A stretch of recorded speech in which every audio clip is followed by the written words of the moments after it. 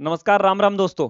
एक विशेष सीरीज हमने प्रारंभ की 10 मिनट शो, यानी 10 मिनट में हम एक ऐसे टॉपिक को हल करेंगे, एक ऐसे टॉपिक पे चर्चा करेंगे जिससे प्रश्न आता ही है। हमारे हिंदी की नेट जेआरएफ की जो तैयारी करते हैं उन विद्यार्थियों को मालूम है कि नवजागरण से प्रश्न आता ही आता है, क्योंकि नवजागरण दो जगह फंसा हुआ है। एक तो ये यूनिट 2 में आधुनिक काल को जब पढ़ते हैं तो प्रारंभ में नवजागरण के बारे में पढ़ते हैं। दूसरा यूनिट 4 में वैचारिक पृष्ठभूमि का जब हम यूनिट पढ़ते हैं तब भी हम नवजागरण के बारे में पढ़ते हैं। तो भारतीय नवजागरण को आज हम समझ लें कि भारतीय नवजागरण है क्या। जब हम भारतीय नवजागरण कहते हैं तो इससे तात्पर्य क्या है। भारतीय नवजागरण और स्वाधीनता आंदोलन की पृष्ठभूमि कौन सी है दोस्तों? ये रानी झांसी का समय है।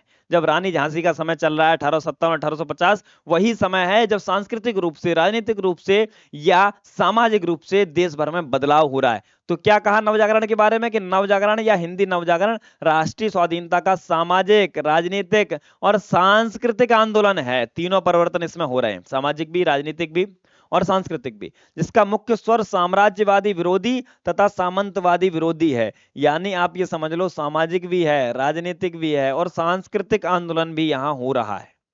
ठीक है। और ये बात कहने वाले कौन है? ये रामविलास शर्मा। ये बात क्यों कह रहे हैं? क्योंकि रामविलास शर्मा ही इस विषय का सबसे पहले विवेचना करते हैं। तो हिंदी में नवजागरण शब्द का प्रथम विवेचना करने वाले व्यक्ति रामविलास शर्मा हैं। प्रश्न पूछा गया है, नेट वाले विद्यार्थी, जेआरएफ वाले विद्यार्थी ध्यान रखना, ये प्रश्न पूछा गया है कि नवजागरण शब्द की प्रथम विवेचना किसने की है, तो वो रामविलास शर्मा ने की है। रामविलास शर्मा ही इस पर पुस्तक लिखते हैं।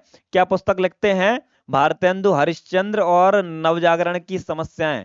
तो भारतेंदु हरिश्चंद्र और नवजागरण के संबंध में पुस्तक लिखने वाले ये व्यक्ति हैं, तो यही इसकी विवेचना करते हैं।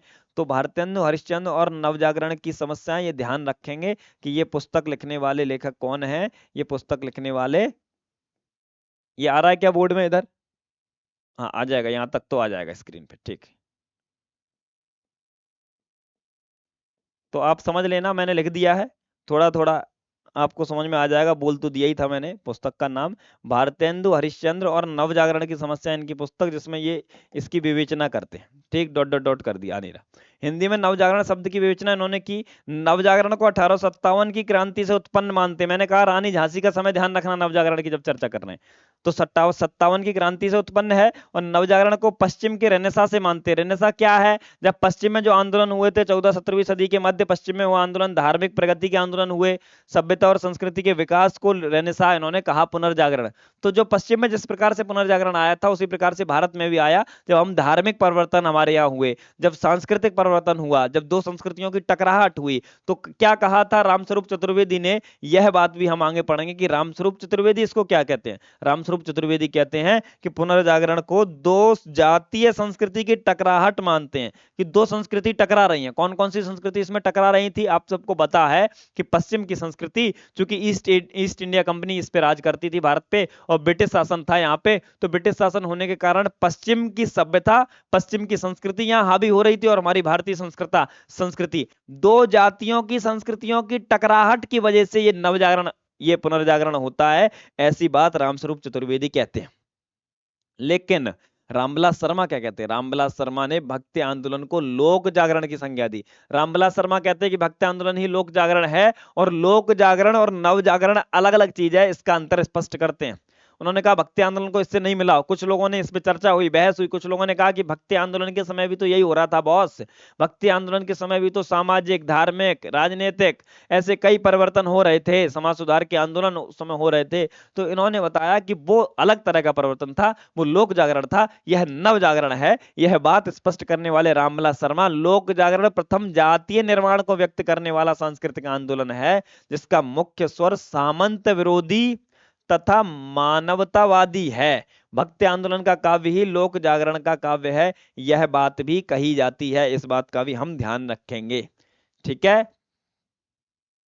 नव जागरण के संबंध में 1857 से इसको जोड़ते हुए मानते हैं रानी झांसी, ध्यान रखना, तो आप नव जागरण ध्यान रख पाओगे। क्या कहा कि 1857 की स्वाधीनता संग्राम से आरंभ हुआ है, ये स्वाधीनता संग्राम से आरंभ हो रहा है, और भारतेंदु युग में और व्यापक बना। भारतेंदु युग का समय कौन सा है? वही समय 1857 के बाद जब भारतेंदु लिख रहे हैं। ठीक, उसकी साम्राज्यवाद विरोधी, सामंतवाद विरोधी प्रवृत्तियां द्विवेदी युग में और पुष्ट हुई। फिर निराला के साहित्य में कलात्मक स्तर पर तथा उनकी विचारधाराओं में ये प्रवृत्तियां क्रांतिकारी रूप में व्यक्त होती हैं। यानी ये सामंतवादी विरोधी भी है, ये साम्राज्यवादी विरोधी भी है, और क्या क्या है, नवजागरण काल के केंद्र में ब्रिटिश उपनिवेशिता से शोषित, ये कीवर्ड देख लो, समाज का विद्रोह, ये डिब्बा बना दे रहा हूं, ये डिब्बा ध्यान रखो। दूसरा क्या है, धार्मिक पाखंड। तीसरा क्या है, कुरीतियों का विरोध, सती प्रथा वगैरह सबका विरोध इसमें होता है। इसी में ही आर्य समाज वगैरह बन रहे हैं, वेदों की ओर लौटो।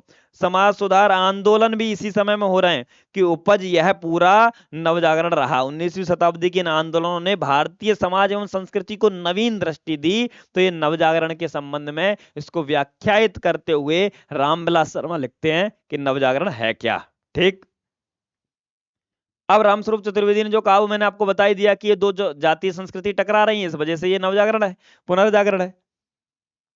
अब इसके उदय के कुछ कारण जो हम लोगों ने यहां रेखांकित किए, एक अंग्रेजों की भ्रष्ट नीति, उस समय सबको पता चल गई थी अंग्रेज ये क्या कर रहे हैं। ईसाई धर्म का प्रचार प्रसार, जितना हम जानते हैं कि मुगलों ने धर्म परिवर्तन किया, उससे ज्यादा धर्म परिवर्तन ईसाइयों ने किया, और वो बड़े चुपचाप तरीके से करते रहे। तो अंग्रेजों के समय ईसाई धर्म में बहुत लोग परिवर्तित हुए।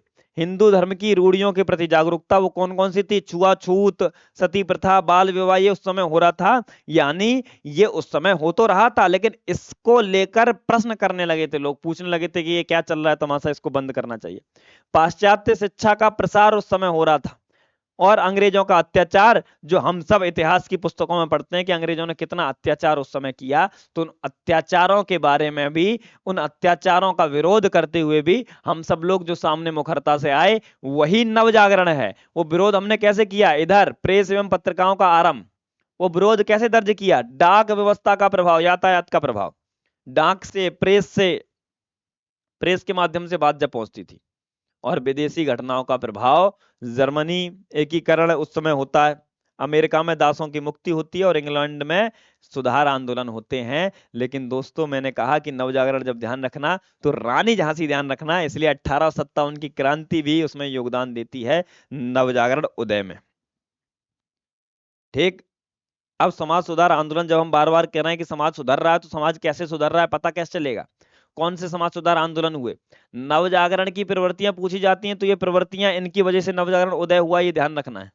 ठीक, समाज सुधार आंदोलन क्या है, समाज सुधार आंदोलन पश्चिम के प्रभाव से भारत की परंपरावादी एवं श्रद्धावान जनमानस अपने धर्म तथा समाज को तर्क की कसौटी पर कसने लगा। ये तो ये कह रहा है कि हम पश्चिम से तर्क करना सीखे, ऐसा नहीं है। भारतीय भारतीय साहित्य में, भारतीय संस्कृति में तर्क करना हमारी पुरानी परंपरा में है। हमारे यहाँ शास्त्रार्थ होता था, तो शास्त्रार्थ की परंपरा बहुत पुरानी है। लेकिन बीच में जब मुगलों का शासन आया तो बहुत सारी चीजों का लोप हो गया, हम लोग खामोश रहने लगे, हमारी महिलाओं की शिक्षा बंद हो गई। इसलिए अभी हम जब चर्चा करेंगे तो आगे आएगा कि ज्योतिबा फूले ने, सावित्रीबाई फूले ने महिलाओं को लेकर पहला स्कूल खोला। यानी पहले स्कूल नहीं चलते थे क्या, पहले स्कूल महिलाओं के चलते थे, स्त्रियों के चलते थे, साथ साथ में पढ़ते थे, हमारा समाज बहुत विकसित था। लेकिन बीच में मलिच्छों के राज्यों ने, मुगलों के राज्यों ने, अंग्रेजों के राज्यों ने, उस कारण से काफी व्यवस्थाएं बहुत ठप हो गई, बंद हो गई। क्योंकि मुगलों के सामने स्त्रियों को बाहर निकालना, यानी उनके साथ बलात्कार करना, ज्यादती करना, ये सब घटनाएं होती थी। तो इस वजह से वो सब बंद करना पड़ा।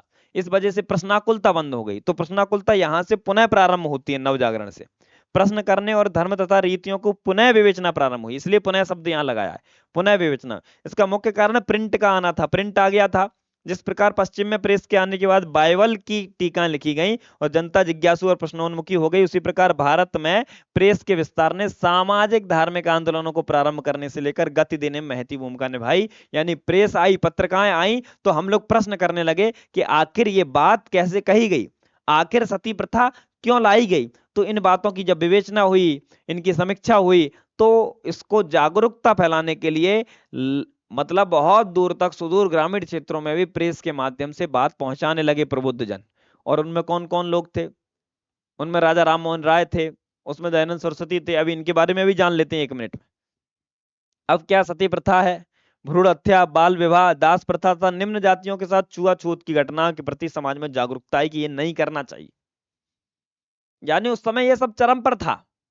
हो सकता है भारत के किसी किसी हिस्से में आज भी हो, लेकिन आज कोई मीडिया के सामने ये काम नहीं कर सकता, उस समय समाज कर रहा था इसको, तरीके से। लेकिन कुछ लोग प्रश्न उठाने लगे थे कि नहीं करना चाहिए, यानी मुखरता से प्रश्न करने लगे इन चीजों के खिलाफ। कब? 1850 की बात बता रहा हूं।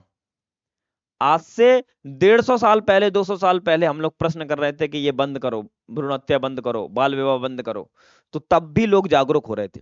सती प्रथा के विरोध में मुखरता से आवाज उठाने वालों में राजा राम मोहन राय अग्रणी थे। राजा राम मोहन राय बहुत महत्वपूर्ण है, क्योंकि भारतीय नवजागरण का अग्रदूत इनको कहा जाता है। यह भारतीय नवजागरण के अग्रदूत हैं राजा राम मोहन राय।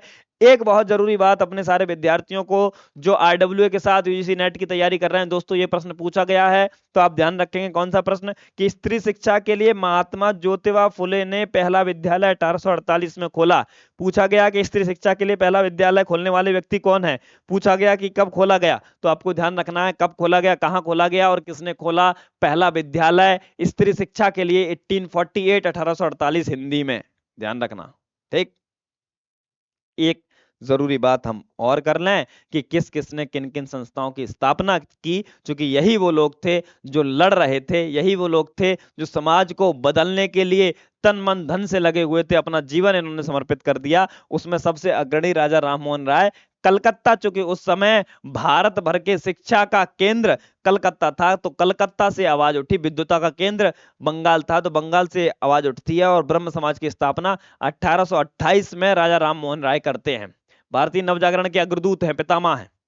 तत्वबोधिनी सभा 1839 में देवेंद्रनाथ ठाकुर, कलकत्ता, फिर कलकत्ता, चूंकि बंगाल ही है। प्रार्थना समाज 1867 बंबई से गोविंद रनाड़े प्रारंभ करते हैं। वेद समाज 1867 वेद की बात करने लगे, मद्रास में पहले हुई, केशव चंद्र सेन ने की। ये ध्यान रखना है, इनकी सन सहित किसने किसका प्रवर्तन किया, किसने प्रारंभ किया, कौन सी संस्था बनाई, ये ध्यान रखने की बातें। प्रश्न पूछा जाता है, क्रम से पूछ सकते हैं, समय पूछ सकते हैं, सन पूछ सकते हैं, या अलाइन करने के लिए दे सकते हैं कि किसने किस संस्था का प्रवर्तन किया। तो वेद की चर्चा पहले तो केशव चंद्र सेन ने प्रारंभ कर दी थी, लेकिन आर्य समाज को स्थापित करने वाले दयानंद सरस्वती ने दुनिया भर में यह मैसेज पहुंचाया कि हमें वेद की ओर लौटना है। तो आर्य समाज की स्थापना करते हुए उन्होंने क्या कहा कि वेदों की ओर लौटो। तो वेदों की ओर लौटने की बात यह करते थे दयानंद सरस्वती। 1875 में इसकी स्थापना हुई। वेदों की ओर लौटो।